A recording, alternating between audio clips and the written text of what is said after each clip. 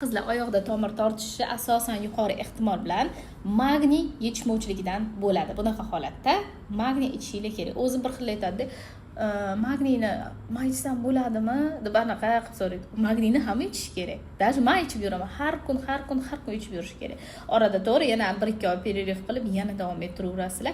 Eng kerakli elementlardan biri hisoblanadi. Qizlar magniy. Shu uchun ham magniyni doimiy ichamiz bunaqa holatda. Keyin agar oyoqlarda tomirdan tashqari suyaklarda, bo'g'imlarda og'riqlar kuzatilayotgan bo'lsa, omega 3, D3 va kollagen ham qo'shiladi. Bunga ham e'tibor beringlar. Mabodo onajoninglar oyoqlari og'rib, holsizlarning mushaklari og'rib, qaqshab og'riydi-ku, shunaqa holatda D3, omega 3, magniy va kollagen обязательно ichishni boshlashlari kerak bo'ladi.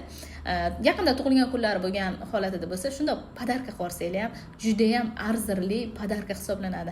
Hammaga kerak bular.